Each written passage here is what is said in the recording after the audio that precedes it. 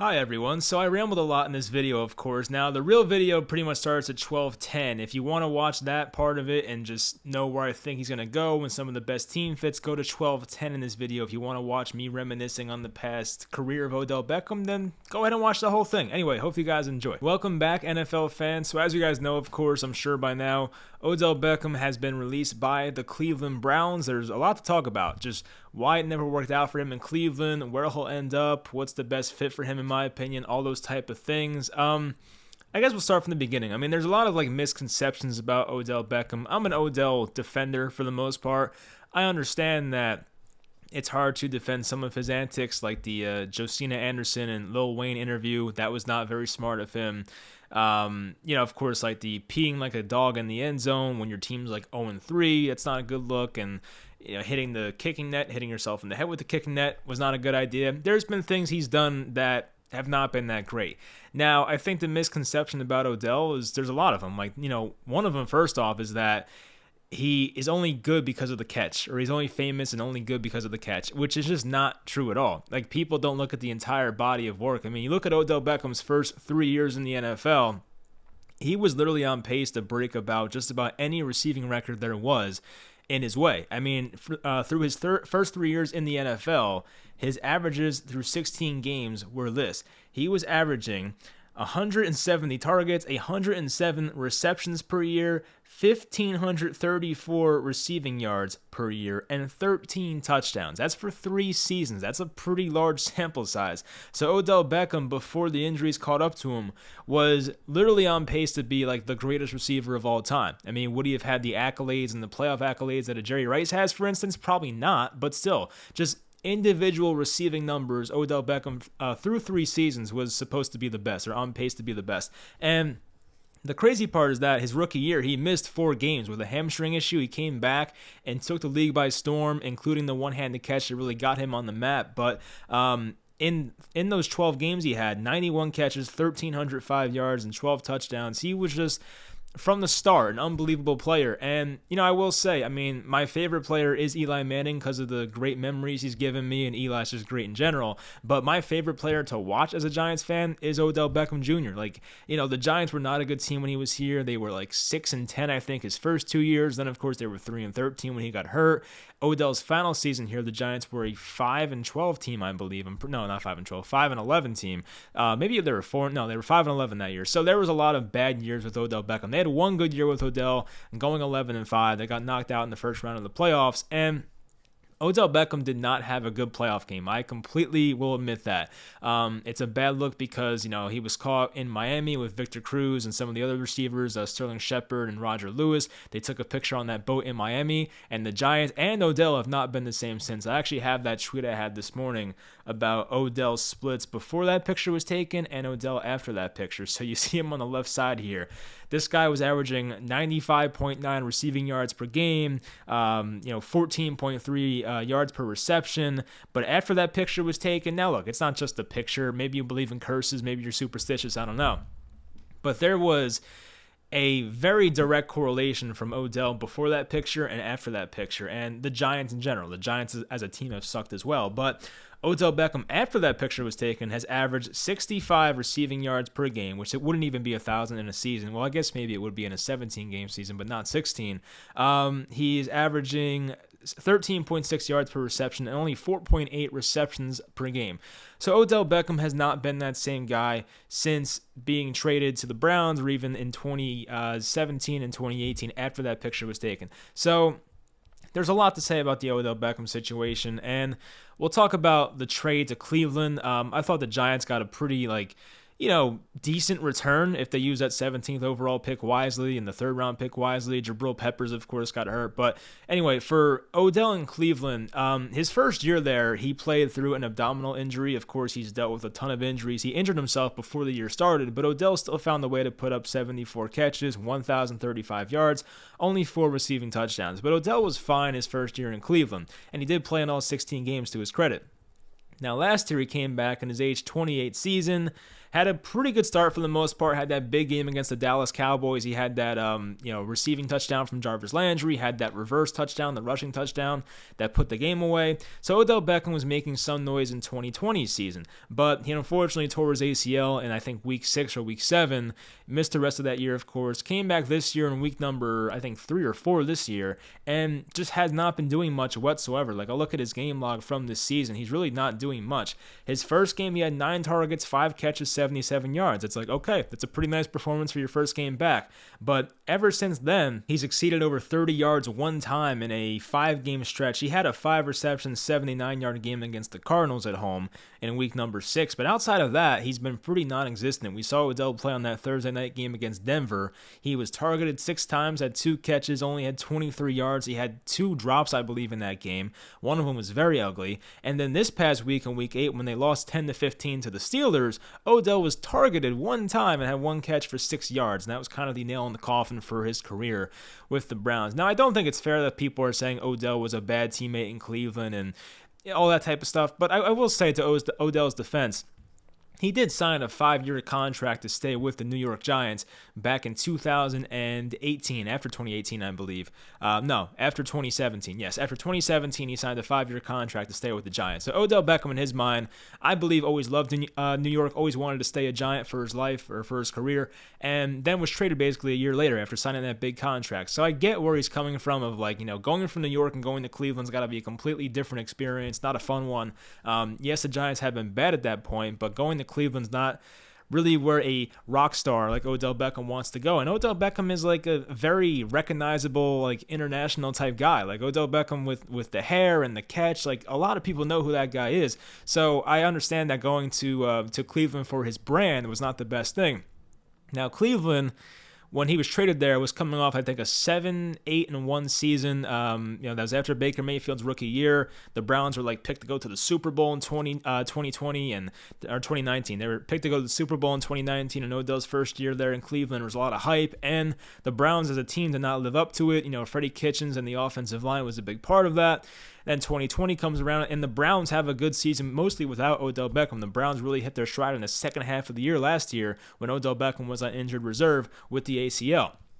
And there is that narrative, not even a narrative, you can tell by the stats, that Baker Mayfield's a better quarterback when Odell Beckham does not play, which is another big elephant in the room when talking about Odell Beckham as a Cleveland Brown. Now, do I think Odell Beckham is the best receiver on Cleveland? I do. I'm a big fan of Jarvis Landry. I understand what he does. I think Austin Hooper's a good player as well, but I think Odell Beckham is still a talented receiver in the NFL. Is he top 5, top 3 like he once was? Absolutely not. Is he top 10? No. Is he top 20? Probably not.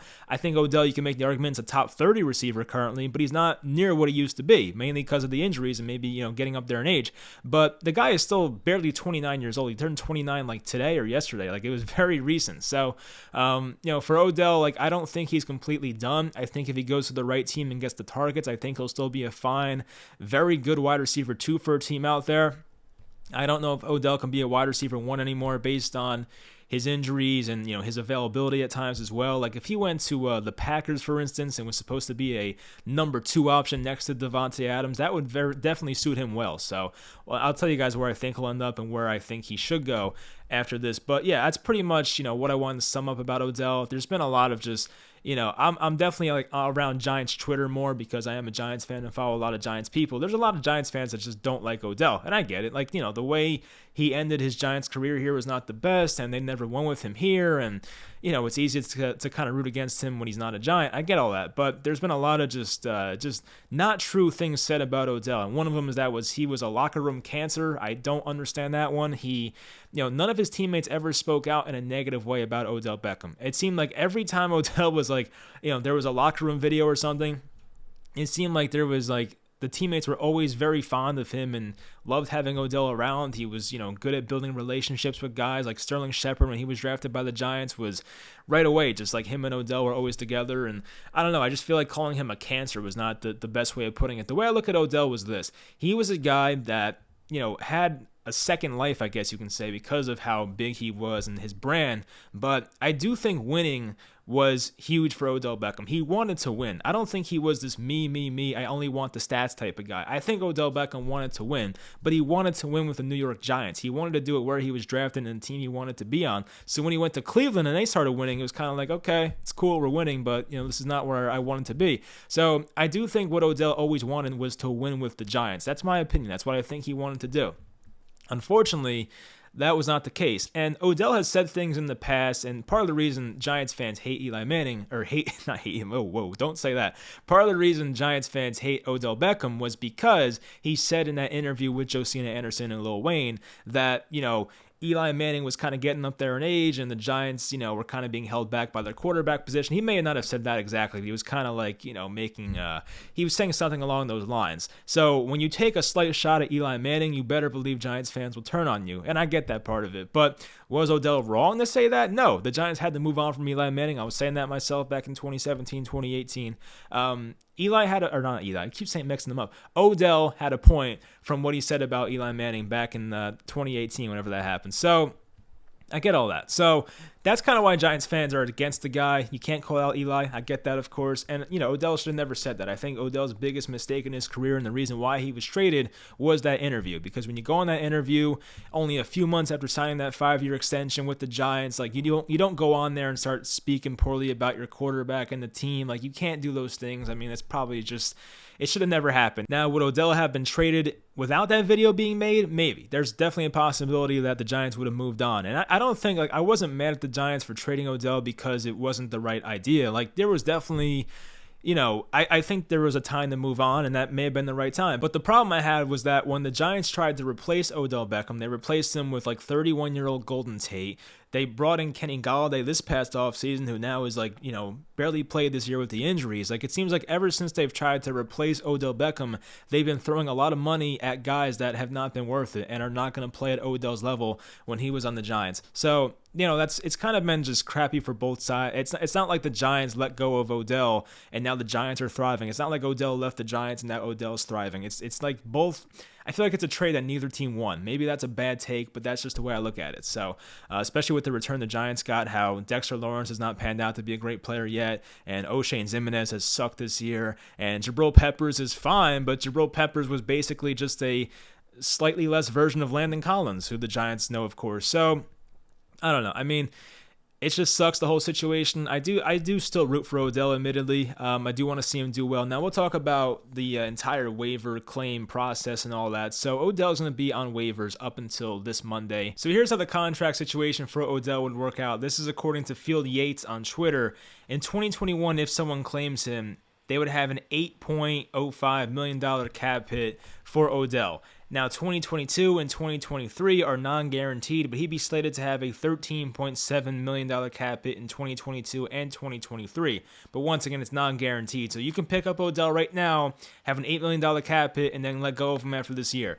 That's possible. Now, he's going to be on waivers right now, and I don't really see any of those teams towards the top getting him. I mean, I don't really think a team like the Jaguars would get him. I don't think the Lions would get him. I don't see that happening. Maybe we see a crazy one, maybe the Jets put a claim in for him or something crazy. I don't know. I just don't expect that to happen. I don't think a team out there wants that responsibility of paying him $8 million right now and having that contract on the books going forward. But I don't know. I mean, we'll see. But if Odell, of course, does hit free agency, which will probably end up happening, the team that I think would make the most sense, for me at least, is probably the Green Bay Packers. I think Green Bay has an issue, of course, with getting over that hump. And we know the situation with Aaron Rodgers right now. That shouldn't really derail their season. He'll be fine. But he's out this week. Okay, the Packers will probably drop to, 6-2 now, I think the record is. They'll be 7-2 if they lose this week, so they'll be fine. But the way I look at it is Devontae Adams is your wide receiver one by a mile. Alan Lazard's a fine player. Marquez Valdes-Scantling is what he is. He's a deep threat that sometimes drops the ball. Randall Cobb's a slot guy who's up there in age for the most part, but he's fine. But this team could really use a wide receiver too. And I mentioned that I think Odell Beckham, you can argue, is still a top 30 wide receiver in football. Does he have the stats the past 2 years? No, of course not. But just watching with your eyes, Odell Beckham's still not that bad of a player. He gets separation. He's a good route runner. His hands, we know what his hands are. He's had some very uncharacteristic drops recently, but we know what Odell's hands are.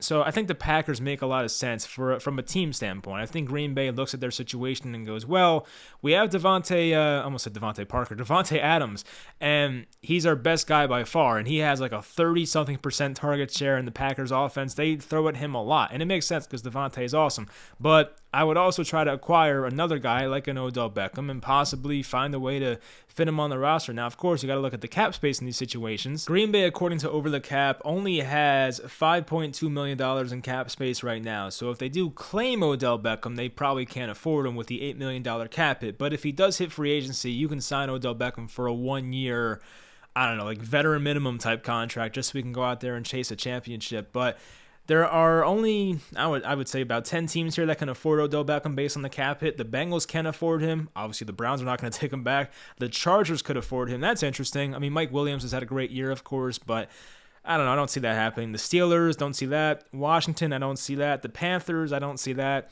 The Seahawks, I mean, that's interesting. If they had the cap space, Russell Wilson's coming back next week, it sounds like. The Seahawks, I guess, could be that shot in the dark type team. I could see that happening maybe. The Broncos, they have too many weapons. The Eagles have $21 million in cap space right now, so that's possible. And then the Jaguars at $28 million. I mean, DJ Chark's out for the year, but Jacksonville's going nowhere, so you're kind of doing this for Jacksonville for the future, so I don't really see them picking up Odell Beckham. But anyway, other teams that would make sense. Let's just run down some of the best teams in the NFL and see if it would make sense. Tennessee Titans, that's a no for me. I mean, you signed Julio Jones as your wide receiver too. Las Vegas Raiders, I could see it. They lost somebody recently, obviously. I could see it happening if Odell wanted to go there. Baltimore, I don't think that's going to happen. They have Rashad Bateman back. They probably want to get him some reps out there. Marquise Brown is there. Sammy Watkins, I think, is back from injury this week. So I don't see that happening. Buffalo, I mean, they have some good wide receivers over there, of course. Stephon Diggs. They still have Gabriel Davis. They still have Cole Beasley. They still have Emmanuel Sanders. They don't need Odell Beckham. I don't see that one happening. Cincinnati, I mean, they have 3 good receivers there with Boyd, Higgins, and Jamar Chase. I don't see that happening. Pittsburgh, they lost Juju. I mean, it could happen, but if you're Odell, do you want to go to that team? I don't really think so. I mean, Ben Roethlisberger kind of just doesn't look that great right now, so probably not. LA Chargers, I mentioned. I don't see that one happening. The New England Patriots is interesting. I mean, as a Giants fan, I've always kept up with the rumors, and there's always been rumors that Bill Belichick wanted Odell Beckham. And I could see them making like a bid for Odell and giving him a contract, and it's going to be up to Odell, of course, if he wants to go there. But I could see the Patriots making sense. I actually would like Odell in that offense. I think Mac Jones would be a good fit for him. They have Nelson Aguilar, who's been fine this year. They have Kendrick Bourne, who's been up and down this year. Jacoby Myers, of course, more of the slot guy, but he's a good player. They could use another wide receiver there. I just don't know if Odell wants to go there. Kansas City is the interesting one. Definitely could see that one happening. They need a wide receiver too as well. I talked about Green Bay and their need for a wide receiver too. Kansas City is the same way. You have Tyreek Hill, you have Travis Kelce, but you have these Mecole Hardman and Byron Pringle type guys and Josh Gordon even. That was kind of their reclamation project, so I don't know if they want to take a shot on Odell here, but Odell to KC, I could see it happening. It would not be the most shocking thing in the world. NFC teams, Green Bay, definitely could see that happening. We'll see if he wants to go there in the cold. Of course, Odell did not have the best playoff game when playing at Green Bay in 2016. Arizona, I don't see it happening. There's too many weapons there as it is. They have A.J. Green, Rondale Moore on top of DeAndre Hopkins. I don't see that happening. Dallas Cowboys, no. They have too many guys there. Tampa Bay, no. As cool as that would be, they got Antonio Brown last year. He would have been that guy. Like if the Bucs did not sign Antonio Brown and had that third wide receiver spot open, I could see it happening. But they have too many guys right now. L.A. Rams, I mean, maybe if they want to play him over Van Jefferson, I could see that. They lost Tutu Atwell. They lost Deshaun Jackson. I guess, but I don't know. I don't see that one happening. That'd be crazy, but I don't see that happening. New Orleans Saints. Now, this is interesting because Odell is from that New Orleans area. Went to LSU, of course, for college. I could see it, but if you're Odell and you see that quarterback situation with Jameis going out, you're basically signing up to have Trevor Siemian as your starting quarterback. I don't know if Odell wants that. I'm sure he wants to be in that area, but the Saints right now, yes, they're a 5-2 team, and they're have a good chance of making the playoffs. But do you want that if you're Odell? I don't know. I mean, that's questionable. Taysom Hill might be the quarterback as well, not the best passer. So I don't know if you want to go there based on the quarterback situation. Carolina, don't think so. Minnesota, don't think so. San Francisco, I mean, yeah, Brandon Ayuk's been disappointing, but I doubt it. And that's pretty much it for teams in the race. So, the only ones that really make sense to me are Green Bay.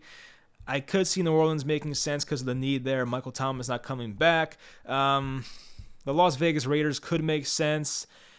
And that's Kansas City and New England. I think that's the 5 right there for me where I think he might end up going. Now, where do I think his best fit is? I think the best fit for Odell, the player, and putting up good numbers in the future is either going to be Green Bay or New England, surprisingly. So I think he'd be a good fit with Mac Jones and what he likes to do. And, of course, for Green Bay, I mean, they have a wide receiver 2 need. They pass the ball a good amount over there, and it would take some pressure off Devontae Adams. So I think working with Aaron Rodgers is not the worst idea in the world. So that's where I predict he might go.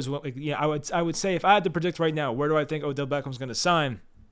I'll say Green Bay. I mean, I don't feel great about it. He might, choose to stay close to home and go back to the Saints or something. I don't know, but I'm gonna pick Green Bay. I'm gonna go with that. So I could be wrong once again, but we'll see what happens on Monday afternoon. Once again, I might make a reaction video to it if it's worth it. But anyway, that'll pretty much do it for this video. I hope Odell finds a way to rebound here. He'll never return to that top 5 player that he used to be at the receiving position, but I do want to see him have a good end to his career and hopefully get a championship one day. As hurtful as that would be for some Giants fans out there, I would like to see Odell get a ring one day. I do hope he gets back to that same guy because I miss watching that prime Odell. I mean, he was a person that kept me and many other Giants fans interested throughout some bad years for the Giants. So I do wish him the best, and hopefully he goes out there and has a good rest of the year. So that'll do it. Hopefully everyone enjoyed this video. Sorry I was rambling a lot in the beginning and kind of reminiscing, but that's kind of what happens when we talk about Odell here. But anyway, I'll talk to you guys next time.